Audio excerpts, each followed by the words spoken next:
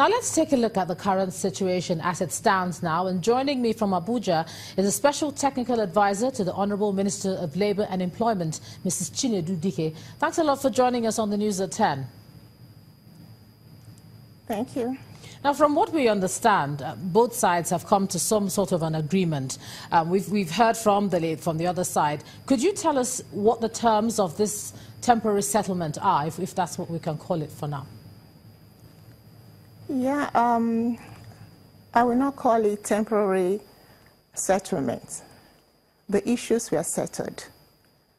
Pengassan declared a trade dispute against the management of Nekonde over the sack of the branch chairman. A meeting was held on 14th of December, and we reached some understanding. And at the level of implementation, there was a kind of miscommunication. But today, the government and the social partners, by that I mean Pengassan and the Nekonde management, we all sat together and we resolved the issue. And the management of Nekonde recalled the sacked branch manager, or branch chairman of Pengassan. And with that, the issue was resolved.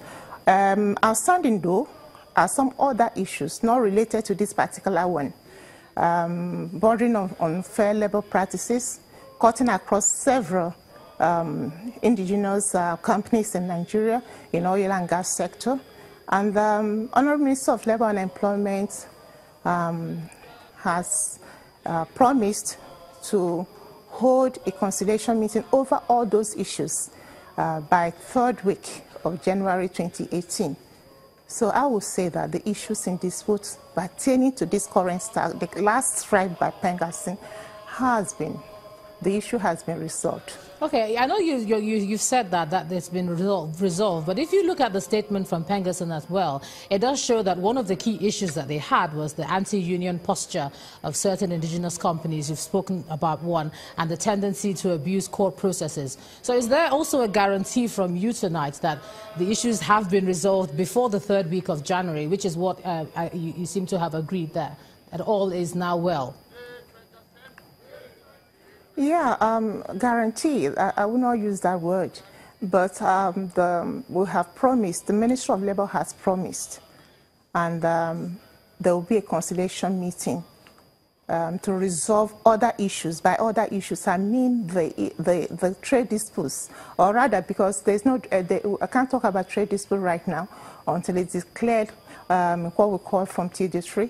But right now, we have, the matter is before the Ministry of Labour and Employment of unfair labor practices by those companies.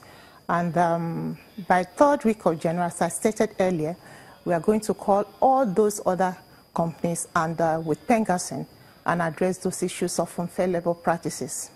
All right, some of the internal issues that which indigenous companies tend to have far-reaching consequences on the average Nigerian. You've seen the story we have on the fuel queues. They've been pretty long. What is the ministry doing to avoid this kind of thing happening before you have a last-minute reaching out to unions? Because it tends to affect everyone, even if some of the issues that are on the table affect specific workers in a particular company. So why this approach? Is there no other strategy that the ministry can adopt? Is it really a strategy? We have procedures for addressing trade disputes, and strikes are usually the last resort. And most often, that happens at the stage of non-implementation of understandings reached at conciliation meetings. And Ministry of Labour, we are proactively addressing those issues, as I stated.